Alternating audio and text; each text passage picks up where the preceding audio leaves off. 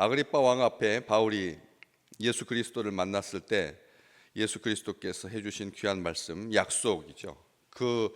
내가 이스라엘과 이방인들에게서 내가 너를 구원하여서 그들에게 보낸다. 내가 직접 그들 한가운데로 보낸다. 내가 직접 그들 한가운데로 보낸다. 두려워하지 마라, 염려하지 마라. 그리고 신경 쓸 것 없다. 이런 이 말씀인 거죠. 이방인들 두려워할 것 아니다라고 하는 그런 말씀이죠. 그런데 문장이 길어서 조금 이렇게 잘라서 다시 보면 그 눈을 뜨게 한 이유가 있다. 그것은 두 가지다. 죄 사함을 얻게 하려고, 그리고 나를 믿어서 거룩하게 된 무리 가운데서 기업을 얻게 하려고. 내가 너를 이스라엘과 이방인들에게로 보낸다. 이스라엘도 죄사함 받고 기업 얻어야 되고, 이방인들도 죄사함 받고 기업을 얻어야 된다. 이 지구상에 존재하는 어떤 인류도 이 두 가지 복을 누리지 못하면 그것은 하나님께서 주신 복을 다 누리지 못한 거다. 가장 큰 복은 죄사함을 얻는 복이다. 죄사함 얻는 복이다. 기업을 얻는 복이 우리가 더 크게 보이고 그게 목적인 양 기업 하는데 그게 두 가지가 다 눈을 뜨게 해서, 눈을 뜨게 하는 이유는 이거다. 자연의 사물을 보게 하려고 하는 것이 목적 아니다. 그게 일차적인 목적이겠지만, 그래서 아름다움, 자연의 아름다움, 신비함, 그런 걸 바라보면서 하나님께, 창조주 하나님께 감사하는 것, 눈을 주신 이유죠. 그렇잖아요.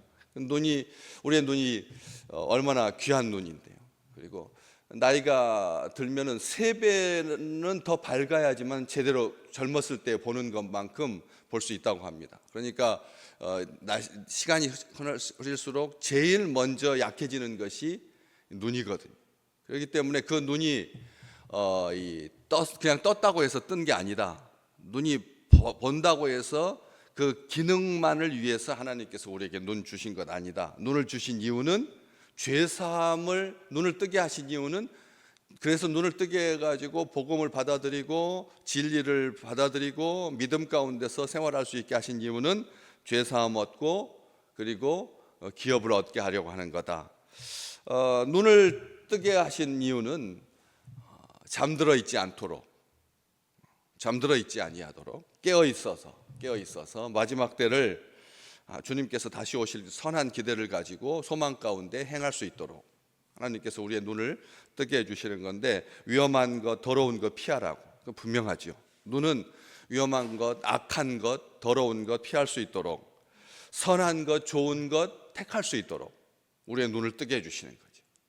우리가 몰랐을 때는 우리의 눈이 분별력이 없어서 이것저것 다 좋은 것 같고 이것저것 다 미혹되지만, 눈을 뜨고 나니 육신을 위하여서 그렇게 외모 지상주의로 또 육신의 정욕과 안목의 정욕과 이생의 자랑을 쫓아서 우리의 눈이 얼마나 쉽게 오염될 수 있는지 금방 알거든. 가장 신체 구조에서 노화가 가장 빨리 오는 게 눈이죠. 30대 일찍 오는 사람도 있고 조금 늦었다고 해서도 30, 40대에는 다 노화 현상을 겪습니다. 그런 눈.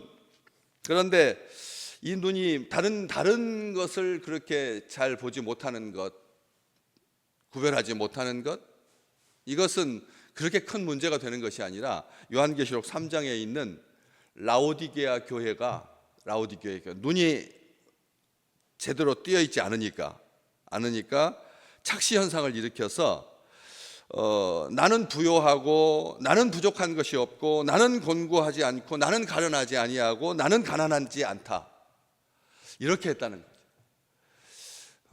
애국심을 고취시키기 위해서 숏폼들이 많이 돌아다닙니다. 애국심을 막 고취하기 위해서. 우리나라가 이렇게 막 흔들려도 우리는 끄떡없다.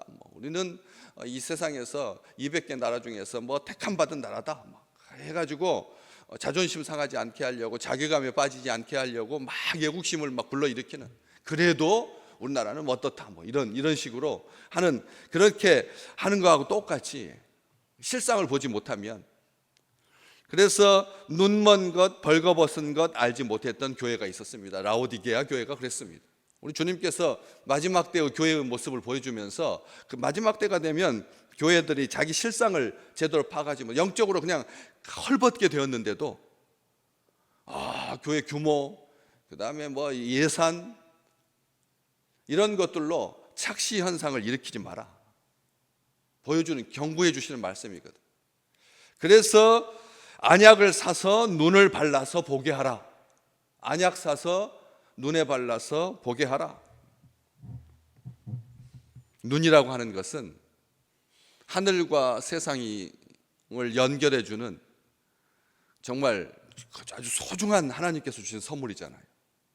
그 게하시의 눈을 떠서 하나님의 군대를 볼 수 있게 해주시는 똑같은 눈인데 그걸 보게 해달라고 선지자가 기도하잖아요. 엘리사가 기도해가지고 볼 수 있었던 것처럼 우리 눈이 하나님의 선하심, 하나님의 인자하심, 도우심, 공급하심, 친절하심, 미쁘심, 오래 참으심, 선하심 볼 수 있도록 하나님께서 우리에게 눈을 주셨는데, 이웃의 궁핍함을 놓치지 말라고 하나님께서 우리에게 눈을 주셨는데, 악에 빠지지 말라고, 잘 분별하라고 하나님께서 눈을 뜨게 해주셨는데, 힘내라고 하시는데, 우리와 동행하시는 하나님, 특별히 어제 말씀 같이 나눴던 것처럼 우리의 눈을 열어서 주의 기이한 법을 보게 해달라고, 세상의 법대로 흘러가지 아니하도록.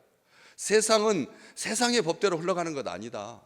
주의 법이 얼마나 기묘하게 기이하게 역사하실지, 그렇게 오늘 또 눈을 활짝 열어서 성령께서 우리의 눈을 뜨게 하시는 그런 역사가 가득하시기를 주의 이름으로 축복합니다. 눈이 띄어서, 그래서 십자가 더욱 의지하게 하셨는데, 보암직한 것에 빼앗겨서는 안 된다. 사람의 딸들에게 미혹되지 마라. 성경은 그렇게 분명히 말합니다. 하나님의 아들들이 세상의 사람들한테 미혹되지 아니하도록, 시선과 마음 빼앗기지 아니하도록. 사탄이 우리 주님께도 시험했잖아요. 천하 만국을 보여주며 점점 도시들은 화려해지고 있습니다. 그렇잖아요. 점점 가난한 나라가 부를 쌓으면서 밤이 밝아지잖아요. 그래가지고 화려합니다. 건물 그냥 바벨탑을 수도 없이 세워가지고 거기에다가 조명을 쏴서 사람들로 하여금 마천루 보게 하죠. 눈의 즐거움을 위해서 볼거리가 지천으로 널려 있습니다. 온 나라에 그냥 볼거리 계속 만들어내고 생산해내고, 색은 점점 더 선명해지고, 가난했을 때는 차도의 선도 가난하니까 좁았어요. 가난하니까 좁았고요. 그리고 또 얇게 칠하고, 부자가 되니까 넓어지고, 그리고 진해지고. 미키마우스 애니메이션 처음 나왔을 때는 미키마우스에 칠할 색깔 돈이 아까워가지고 팔이 얇았다니까요. 미키마우스의 팔이 얇았어요.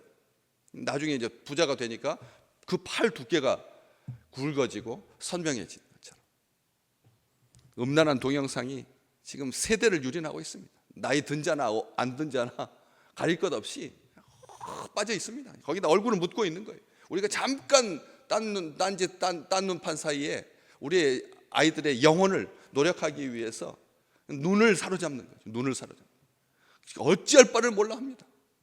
새로운 것에, 기이한 것에 이거 보려고 엿보기 하는 거예요.